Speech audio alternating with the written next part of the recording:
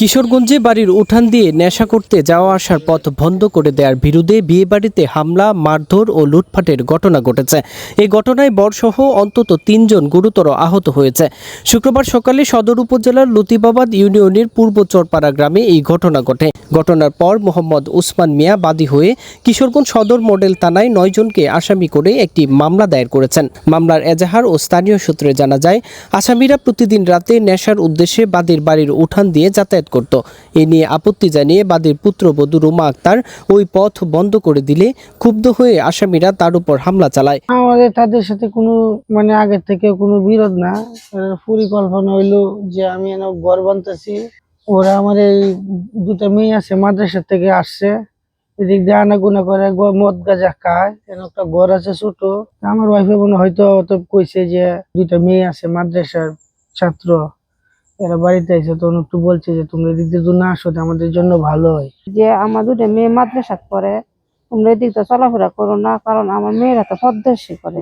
তোমরা তো এদিক দিয়ে চলাফেরা কম করো, তাহলে আমার লাগে একটু ভালো। তারা রাত্রে 12টা নেই, 1টা নেই, 2টা নেই, মনে করেন যে 3 জন 4 জন 5 জন লইয়ে মদ গাঞ্জা খা, বিভিন্ন জাতের নেশাপান করে, অনেক কিছু করে। এখানে এটি করার পরে মনে করেন যে হারা আমারে 2-3 জন পুরুষ আসছে, শান্ত, জুয়েল, হানিফ, মানিক, এছাড়া দুবারই ফ্যামিলিও আছে, 2-4 জন মহিলা, সবাই এসে আমার মেয়েরে গিরাত দেয়। এই সময় তাকে মারধর ও শ্লীলতাহানি করা হয় এবং তার শরীরে থাকা সোনার অলংকার ছিনিয়ে নেওয়া হয় বলেও অভিযোগ করেন। অনেক মারধর করার পরে আমার গলা থেকে 58 জনের একটা স্বর্ণের চেইন আছে, ওটা নিয়ে গেছে। আমার মেয়ের কাছ থেকে নিয়ে গেছে 58 জনের একটা স্বর্ণের চেইন, কানে একটা ফুল আছে, একটা নিয়ে গেছে, একটা আছে। পরবর্তীতে এই ঘটনায় আদালতে মামলা দায়ের করা হলে বিরোধ আরও তীব্র হয়ে ওঠে। আমার 22টা একটা কেস করছে।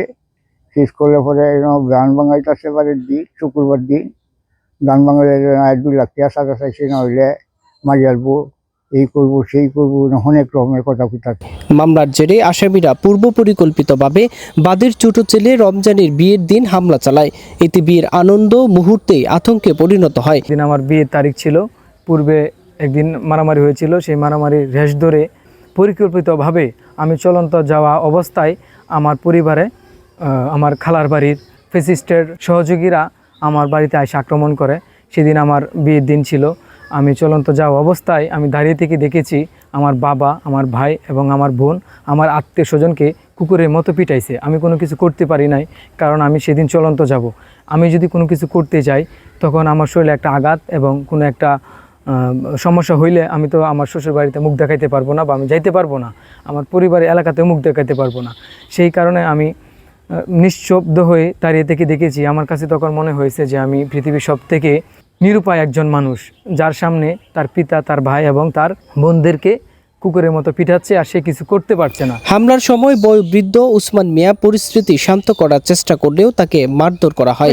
আজকে ঝগড়া করুন না, যে হইলে উনি বিয়ে, কালকে আজকে জামাই চলে যাবো, কালকে বউ ভাত পর না, আগে বিচার করে পরে হয়েছে আগে টাকা দিয়ে।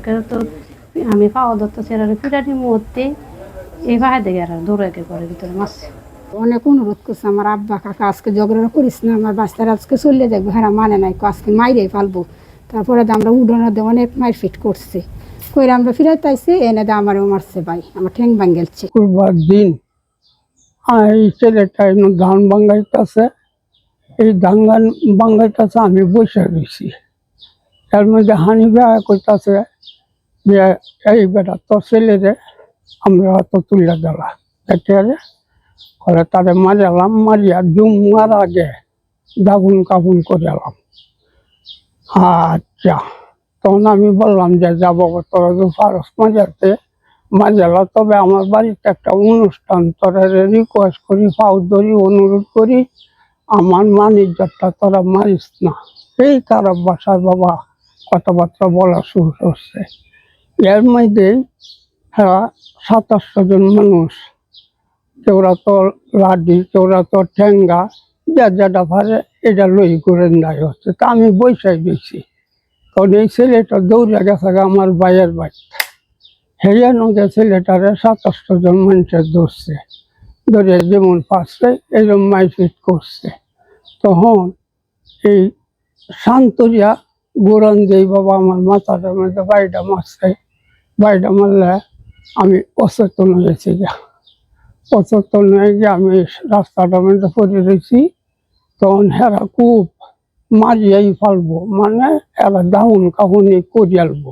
এ সময় বিয়ে বাড়িতে আসা আত্মীয় স্বজনের উপর হামলা চালিয়ে নগদ টাকা বিভিন্ন মালামাল লুটপাট করে নেয় আসামিরা। আমাদের বিয়া এটা বানচাল করার তাদের একটা মুখ্য পরিকল্পনা ছিল। আমার শ্বশুরবাড়ি বরিশাল, আমি থাকি ঢাকায়। আমি আসছি, আমার ছোট বোন আসছে, আমার চাচাতো বোন আসছে, সব মিলে সর্বমোটে আমার ছোট ভাইয়ের বিয়ে আমরা সবাই নাইনারি অতিথি মেজবান আসছি।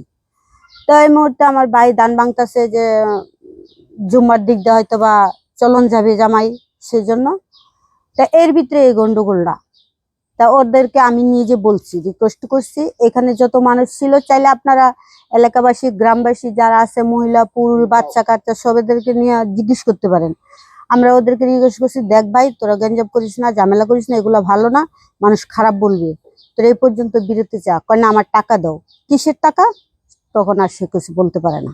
আচ্ছা হানিফ, তুই টাকা চাস, কিসের টাকাটা চাস সেটা বল, তুই টাকাটা বল। আমি জিজ্ঞেস করি আমার বাইরে যে কিসের টাকাটা, না তোমার ভাইয়ের কাছে 2 লক্ষ টাকা পাবো। কিসের টাকা পাবি?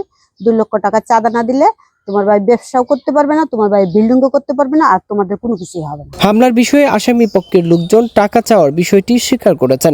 দিক দিয়ে কোনো এমনি কোনো পয়সা নষ্ট না, এরা মনে যে কাটা কোটা দেওয়া হয়েছে, এই পাল্লায় টালাইছে, এই তাহলে 2-3 কথা তর্কাতর্কি বাজে বিবাদ শেষ। পরে ওরা আপনার এই কোর্টে মামলা করছে এই বিষয়। পরে তো মনে হয় যে আমি এর কাছে 10,000 টাকা বা হ্যাঁ ধান ভাঙাইতে স্যার আমি বাধা দিছি। এতে পরে মনে হয় যেন হ্যাঁ এতে পরে মনে মারামারি ঝগড়াঝগড়ি মিলে এই হয়েছে। একটা বাড়ি তার আমি মিশা কথা কইতাম না, সে 3টা বাড়ি আমি একটা বাড়ি দিছি। এই বিষয়ে কিশোরগঞ্জ সদর মডেল থানার ভারপ্রাপ্ত কর্মকর্তা ওসি আবুল কালাম ভূঁইয়া বলেন, বিয়ে বাড়িতে হামলার বিষয়টি আমি অবগত নই। হামলার বিষয়ে একটি লিখিত অভিযোগ পেয়েছি, তদন্ত সাপেক্ষে আইনগত ব্যবস্থা নেওয়া হবে। রায়হান জামান, কিশোরগঞ্জ টেলিভিশন। আপনারা দেখছেন কিশোরগঞ্জ টেলিভিশন।